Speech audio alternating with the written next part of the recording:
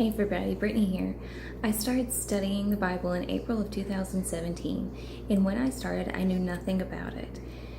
It was a lot to learn. It was overwhelming. There was so much, and sometimes it was even stressful. So I wanted to start a Bible for beginners study and just give the basic overview, no deep explanations or anything like that, just so people can come when they first start learning to know where things are in the Bible. Last week we covered Abraham and Sarah, and so this week we're going to pick up around Genesis 24 when it introduces Isaac and Rebekah. So Isaac was the son of Abraham. You had Abraham and Sarah who were married. Sarah passed away, and so it left Abraham, and he wanted to make sure his son was well taken care of after he passed.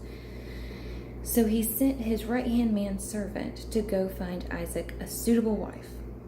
And Isaac went out and he prayed the whole way, asking God to please let him know when it's the right person, help him find someone. He didn't want to go back empty-handed.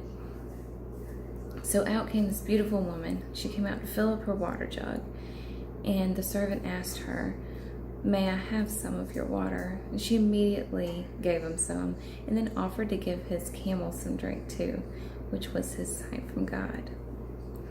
So they talked, and he met her family and told them about Isaac and all this. And then he asked her to go back to marry Isaac, who she knew nothing about, didn't know him. And she immediately said yes. She left her family to go marry a man that she knew nothing about because of her trust in God. She knew it was the right thing to do. Let's see. Then Abraham passed, and Rebekah and Isaac were married. So Rebekah got pregnant with twins. And all the people always get me a little confused, so I'm going to try and go slow. All right. So Abraham and Sarah now passed. Their son Isaac has married Rebekah, and now Rebekah is pregnant with twins. And they were very aggressive with each other in the womb.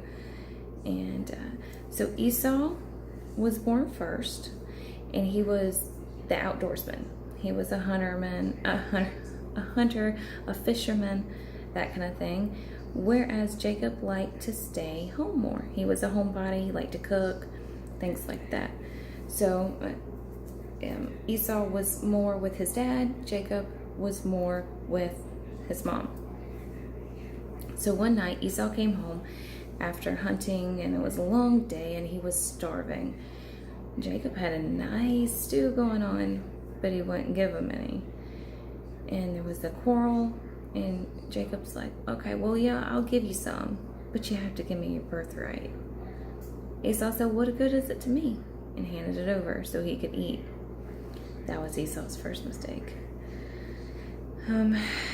So we get to where Isaac is now passing away, and his eyes weren't that good. He knew he was like real weak and everything.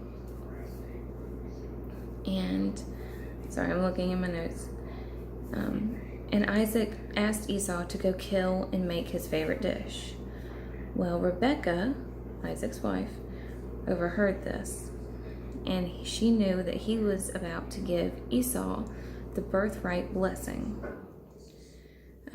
So she helped Jacob trick Isaac, and she made Isaac's favorite meal. She dressed Jacob up like Esau, made him feel hairy with goat skin, and tricked Isaac into giving Jacob the blessing.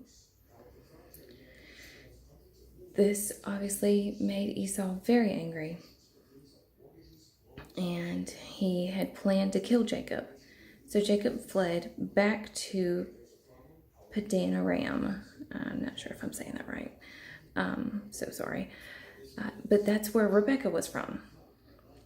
So he fled back there, found his uncle, and stayed with them. So now we had Abraham and Sarah, then we had Isaac and Rebekah, And now we have Jacob. And this is where Jacob finds love. He sees a beautiful woman, Rachel. And he offered to work for her father for 7 years in exchange for getting her hand in marriage. So he did so. Father accepted that deal. He did so 7 years. He worked without pay just to marry her.